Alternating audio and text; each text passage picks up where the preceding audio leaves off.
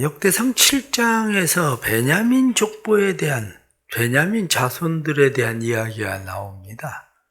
그런데 다시 8장으로 넘어가서 베냐민에 대해서 또 한 장을 쭉 이어서 계속 베냐민 자손들에 대한 이야기를 쭉 계속하고 있습니다.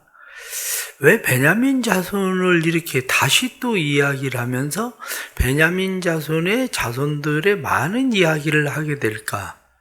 그 이유는 간단합니다. 그 이유가 간단한 것은 남왕국과 북왕국이 서로 갈라지게 되죠. 솔로몬이 죽고 나서 르호보암과 그리고 여로보암으로 나라가 갈라지죠. 그런데 북왕국 이스라엘의 여로보암이 나라를 갈라서 나갈 때에 이스라엘 백성들이 다 그쪽을 따라가요.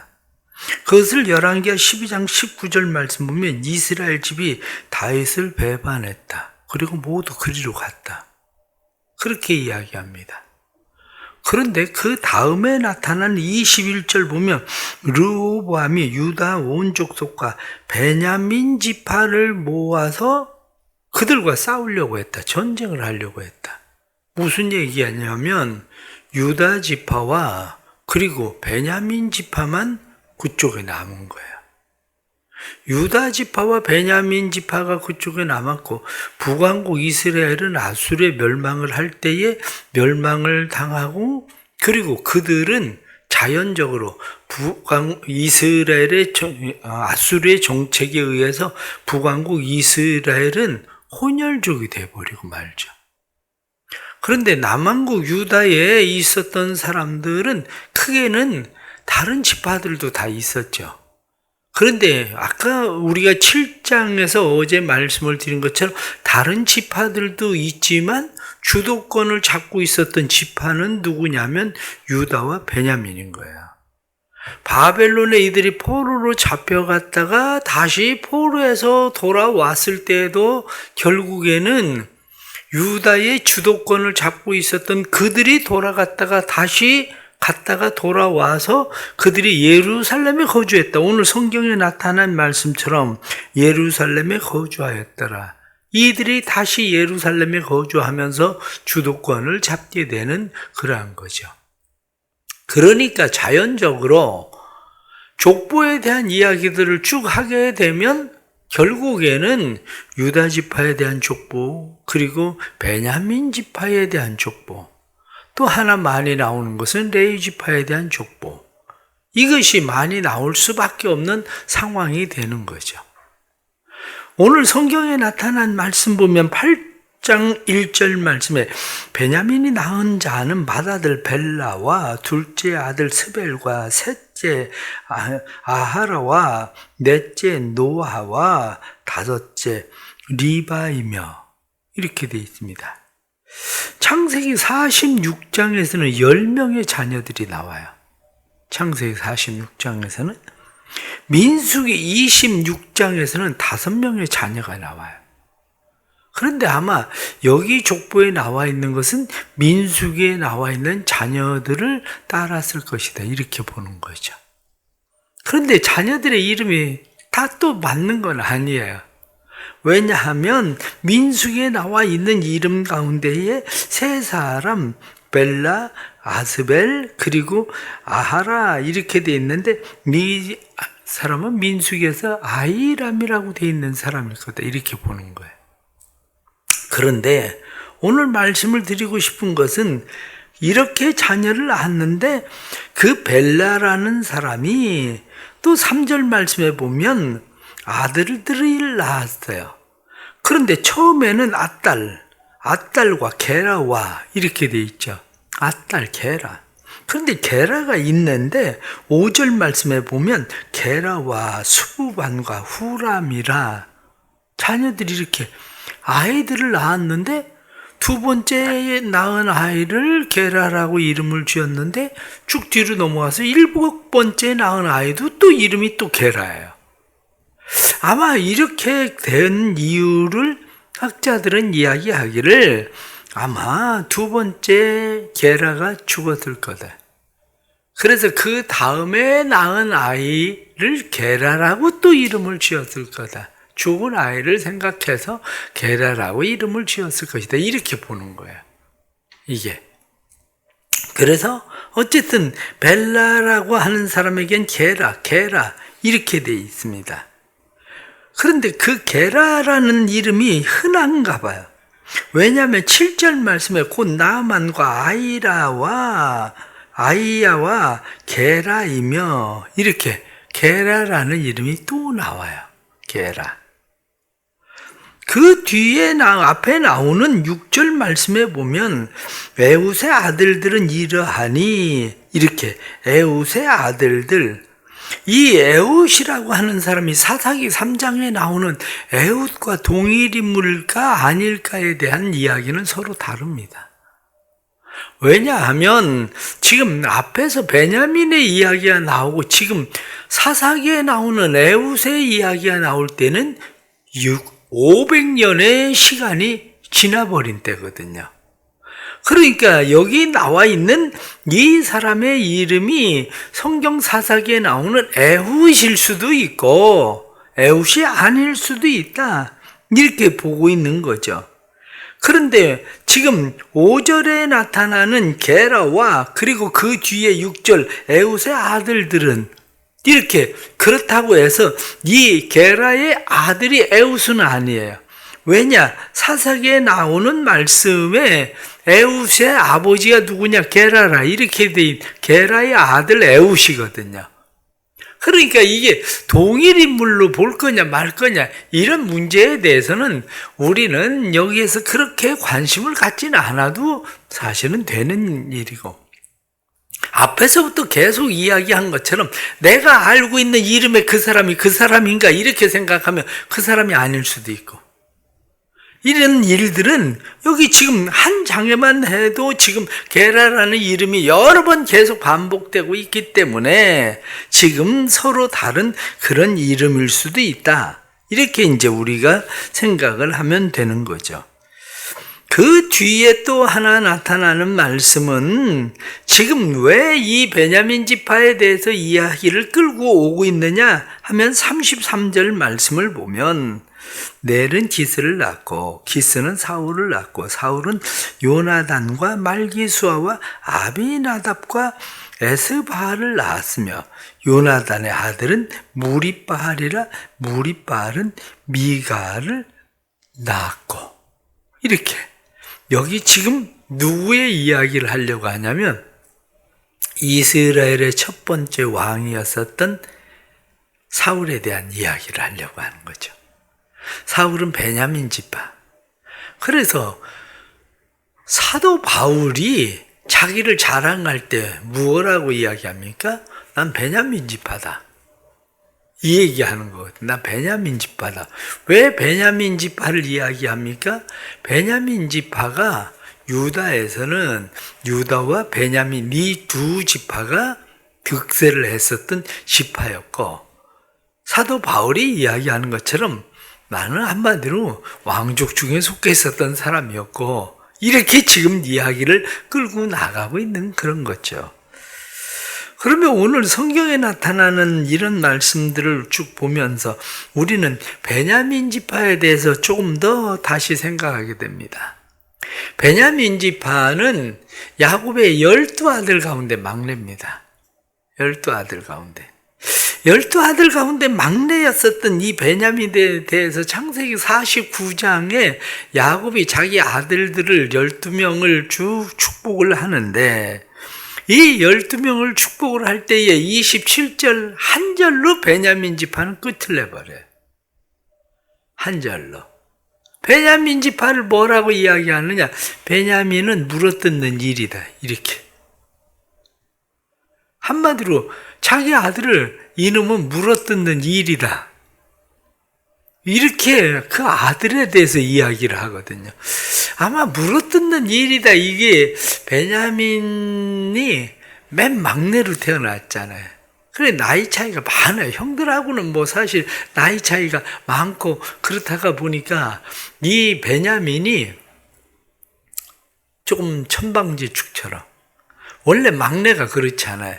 대부분 모든 막내가 다 그런 건 아니지만 막내들이 그 12명의 형의 경쟁 속에서 치열하게 살아야 되는 이 아들은 특히 막내기 때문에 아버지가 엄마가 일찍 죽어버린 이 베냐민에 대해서 끔찍히 사랑을 베풀고 있었기 때문에 이 베냐민은 아마 조금 자기 나름대로의 고집도 세고 그리고 또 껄핏하면 형들을 이루고 이런 일들을 주로 했었던 아들이 아마 베냐민일 거예요. 그러니까 자기 아버지 한마디로 믿고 이 형하고 저 형하고 그냥 형들하고 이리저리 그냥 치고받고 계속 자기가 다 이길 수나 있는 것처럼 그렇게 하던 아들이 누구냐면 베냐민이었을 거야. 그러니까 베냐민에 대해서 이야기하기를 이놈은 물어뜯는 일이다. 이쪽 물고 저쪽 물고 그냥 여기저기 다니면서 계속 물어뜯는 이리 같은 놈, 이렇게 이야기를 하게 되거든요.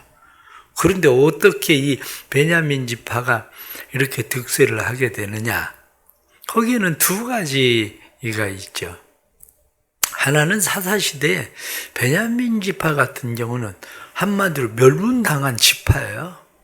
우리가 오늘 이제 성경 여러분들이 사사기를 읽을 때에 사사기에 나오는 사건, 이 베냐민 지파가 왜 멸망을 당하게 되는가 하는 것은 우리가 오늘 성경을 읽으면 잘 알게 돼요.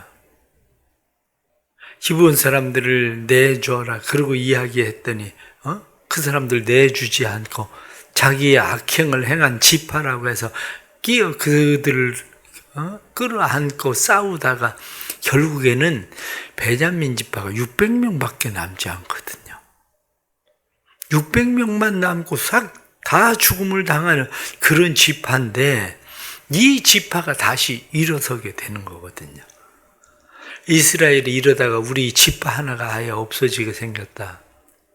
그래서 그들에게 이야기하기를 우리가 맹세를 해서 우리의 딸들은 줄 수가 없다. 그런데 너희가 딸들을 한마디로 보쌈에 가라. 우리의 딸들을 보쌈에 가서 너희의 아내들로 삼아라. 이렇게 해서 남게 된 거죠. 그런데 이 지파가 오늘 성경에 나타난 말씀처럼 이렇게 번성하게 되는 그러한 이유는 오늘 성경에 나타난 말씀 34절 말씀에 요나단의 아들은 무리바알이라.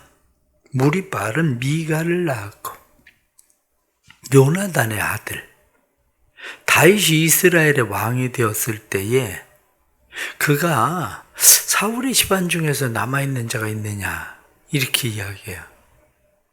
사울의 집안 중에서 남아있는 자가 있느냐 이렇게 이야기할 때 다 죽었습니다.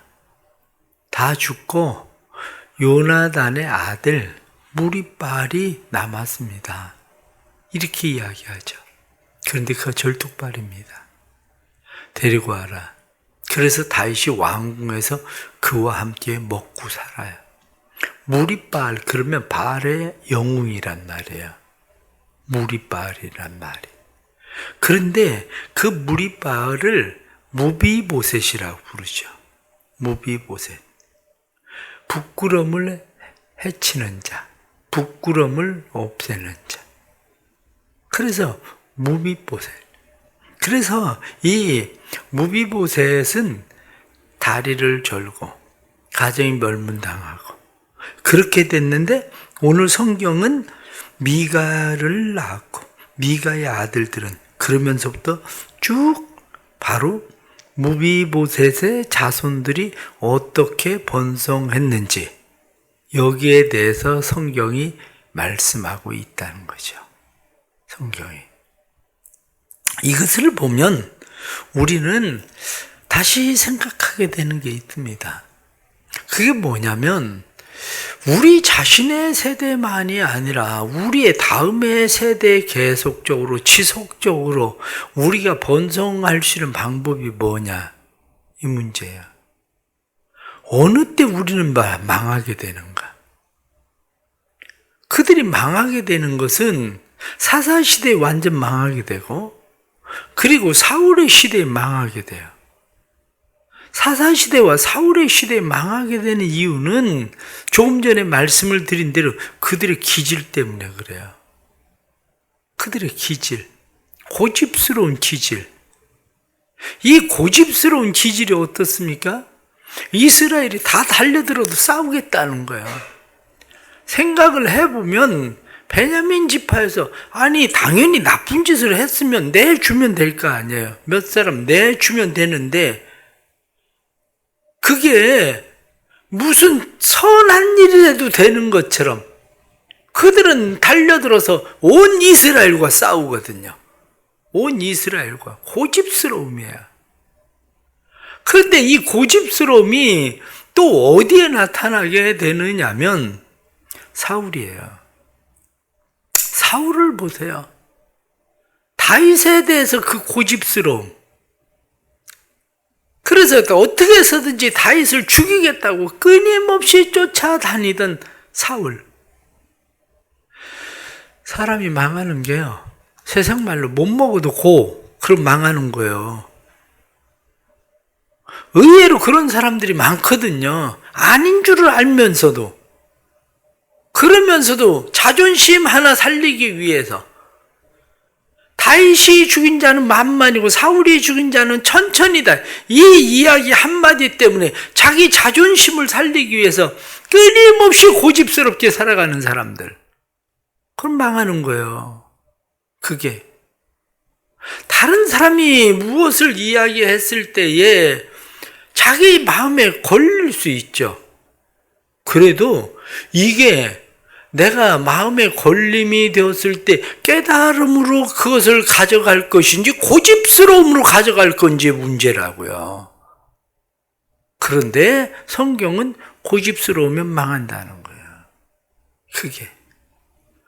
그러나 그것을 바꾼 사람이 누굽니까? 오늘 성경에 나타나는 요나단의 아들은 이렇게 이야기하잖아요. 요나단의 아들. 요나단은 아버지가 왕이었으니까 그 다음도 내가 왕이 되어야 된다고 생각하지 않아요. 사울이 죽었을 때에도 7년 반 동안은 나라는 따로 가요. 그 당시에 다윗은 헤브론에서 왕을 하고 있었고, 그런데 요나단은 어떻게 생각을 했습니까? 요나단은 알고 있었어요. 하나님의 뜻이 우리 아버지가 왕을 했다고 해서 내가 왕이 되는 게 아니고 하나님의 뜻은 네가 왕이 되는 게 맞아. 그런데 나하고 하나 약속을 해야 돼. 네가 왕이 되거든, 네가 득세하거든, 우리 집안을 멸하지 않겠다고 약속해라. 그래서 살려주는 사람이 누굽니까? 바로 무비보셋이에요. 그래서 무비보셋을 데려다가 자기 집에서 그렇게 먹여서 함께 침상에 앉게 해서 살게 하죠. 다윗이 도망을, 압살롬을 피해서 도망을 갑니다. 그때 무비보셋은 따라가지 않아요. 무비보셋은 따라가지 않았는데 돌아왔을 때에 무비보셋을 보니까 수염도 깎지 않고 씻지도 않고 다윗을 그렇게 기다리고 있었어요. 너 왜 나 따라가지 않았느냐? 그러고 이야기하니까 그가 이야기하기를 제가 따라가고 싶었어도 제가 다리를 저는지라 제게 말을 태워서 데려갈 사람이 없었습니다. 나를 두고 떠난 겁니다. 그래야 다윗은 그를 계속 지속적으로 결국엔 돌보죠. 무슨 말씀을 드리고 싶은 거냐면 누구나 삶은 실패를 할 수 있습니다. 그러나 실패를 넘어서는 방법의 문제죠. 실패를 어떻게 넘어설 것인가? 실패를 넘어서는 가장 첫 번째 방법은 하나님께 그냥 붙어 있는 거야. 아무리 힘들고 어려워도 실패를 당해도 가문이 멸망을 당하고 문을 닫는 것처럼 보여져도 멸절을 당하는 족속처럼 보여져도 결국에는 하나님께 붙어 있어야 되는 거예요. 다른 지파가 다 여로보암을 쫓아갈 때에도 우리는 그냥 다윗에게 붙어 있겠습니다. 왜? 그게 하나님의 뜻이니까. 그리고 거기에 붙어 있는 것처럼 하나님께 붙어 있는 겁니다. 의외로 많은 사람들이 하나님께 끝까지 붙어 있어야 될 때 하나님께 붙어 있지 않고 스스로 실망해서 스스로 떠나는 사람들이 너무 많은 거죠. 기도하다 떠나고 선을 행하다가 떠나고 교회 열심을 내다가 떠나고 사람들이 그렇게 하다가 떠납니다. 그런데 성경 우리에게 뭐라고 말씀합니까? 선을 행하다고 낙심하지 마라. 하나님을 의지해도 끝까지 의지해라. 기도하다가 낙심하지 마라. 그렇습니다. 끝까지 하나님 붙들고 의지하는 거. 그게 실패를 넘어서는 가장 좋은 방법입니다. 두 번째는 하나님의 뜻을 잘 발견하십시오. 하나님의 뜻을 발견하는 일이 결국에는 요나단이 하나님의 뜻이 무엇인가를 잘 발견했어요. 이스라엘 백성들이 다 여로보암을 쫓아갈 때 하나님의 뜻이 어디에 있는가를 베냐민 지파는 잘 발견을 했어요. 하나님의 뜻을 따르십시오. 그래서 하나님의 선하시고 기뻐하시고 온전하신 뜻이 무엇인지 분별하도록 하라. 성경이 그렇게 말씀한 것처럼 늘 하나님의 뜻을 발견하고 하나님의 뜻 가운데 서십시오. 사업을 하는 사람들, 종종 사업을 하려고 하는 사람이 제게 와서 묻습니다. 목사님 이거 해도 되겠습니까? 누구랑 같이 뭐 이거 하려고 하는데 제가 그에게 묻습니다. 같이 하려고 하는 사람이 어떤 사람이냐? 같이 하려고 하는 사람이 하나님이 복을 주려고 하는 사람이냐? 하나님 복을 뺏으려고 하는 사람이냐? 하나님이 복을 뺏으려고 하는 사람이 네가 붙으면 무조건 망한다. 하나님이 복 주려고 하는 사람이면 네가 붙으면 복이 될 거다. 그런데 그 사람이 비록 망할 것 같은 사람이어도 네가 그 사람을 일으켜 세울 수 있을 만한 사람이냐? 그 신앙 가지고 있냐? 내가 보기엔 너 혼자 서기도 벅차다. 그러면 손잡으면 망한다. 대답은 간단합니다. 하나님의 뜻이 어디 있는가를 분별하지 못하면, 발견하지 못하면 결국에는 망하는 겁니다. 그런데 하나님의 뜻을 잘 발견하면 합력하여 하나님을 사랑하는 자들에겐 선을 이루는 일이 일어나는 것처럼 그런 일들이 삶에 일어나는 거죠. 오늘 주시는 이 베냐민 지파를 통해서 우리의 삶이 실패를 넘어서 다시 예루살렘에 거주하였더라. 성경이 이렇게 말씀하는 것처럼 예루살렘에 거주하게 되는 하나님의 복된 백성들 되기를 간절히 바랍니다. 기도하겠습니다. 하나님 아버지, 저희들은 살아가면서 참 어리석고 고집스럽습니다.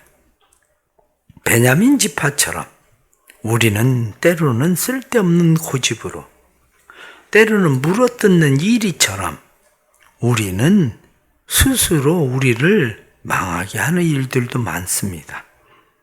그러나 실패를 넘어서 우리가 다시 성공할 수 있는 것은, 다시 우리의 삶이 복될 수 있는 것은, 예루살렘에 거주할 수 있는 것은 하나님께 붙어 있는 것임을 저희들이 깨닫습니다. 철저하게 하나님에게 붙어 있게 해 주옵소서.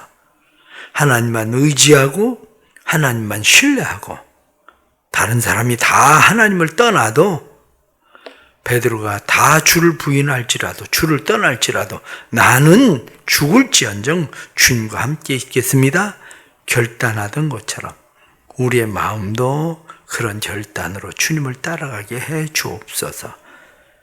우리의 삶에 하나님의 은혜 베풀어 주셔서 하나님의 선하시고 기뻐하시고 온전하신 뜻이 무엇인지 잘 분별하도록 하고 그 뜻을 쫓아 살아가도록 도와주옵소서.